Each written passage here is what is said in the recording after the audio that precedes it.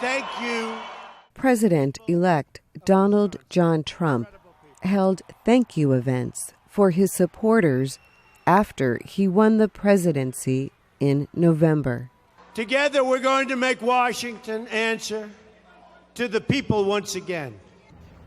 The 2016 presidential election year began with primary elections and caucuses for the Democratic and Republican parties. In January, Republicans could choose from 11 candidates for their party's presidential nominee. Public opinion studies, called polls, showed that one candidate stood out from the others: a wealthy businessman and reality TV star from New York. We are going to start winning again, and we're going to win so much, you are going to be so happy. For Democrats, 2016's primary election began with 3 candidates. The 2 most popular were former Secretary of State, New York Senator, and First Lady Hillary Clinton, and Vermont Senator Bernie Sanders. Sanders talked forcefully about social and economic equality. He gained popularity with many young voters. The government of our great country belongs to all of the people and not just a handful of wealthy campaign contributors. The political conventions for the 2 main parties were in July.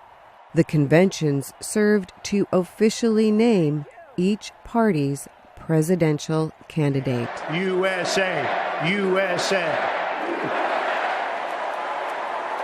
Thank you all so much. Trump's campaign theme was Make America Great Again. He talked about forgotten workers who lost their jobs, and he promised to help them. But it was his unconventional style that appeared to have gained him support. He was not a traditional politician. Trump used social media, especially Twitter, to communicate with the public. Many people considered his language insulting. When Mexico sends its people, they're not sending their best. They're bringing drugs, they're bringing crime, they're rapists, and some, I assume, are good people. Others agreed with his message. Clinton's campaign theme was Stronger Together. She talked about improving conditions for the middle class, expanding women's rights, and improving President Barack Obama's health care law, known as Obamacare. However, during the debates, she and Donald Trump traded insults. So a man who can be provoked by a tweet should not have his fingers anywhere near the nuclear codes. We have a divided nation because people like her, and believe me, she has tremendous hate in her heart. Jim Malone is the national correspondent for Voice of America. He says the campaign was less about issues and more about the identity of the candidates. The issues that dominated the campaign were the 2 candidates. That's why Hillary Clinton spent most of the time trying to present Trump as unfit to be president, temperamentally, and also lacking in knowledge. Trump also went after Clinton with a lot of attacks based on her use of a private email server while Secretary of State, and raised questions about Clinton's trustworthiness. Is she someone the voters could trust? Trump and Clinton presented themselves as very different candidates. Clinton placed great importance on her experience as a Secretary of State and as a United States Senator. She also spoke about unity. We build bridges, not walls. Trump placed importance on his experience as a businessman. He said he would clean corruption and waste from the government. Political historian Alan Lichtman says he made a connection with some American voters. His appeal was to white voters who believe they're being left behind in the global economy and being left behind in an increasingly diverse nation. Polls taken the day before the election predicted Hillary Clinton would win. But the polls were wrong. In the very early hours of November 9th, results showed that voters chose Donald Trump to be the 45th president of the United States.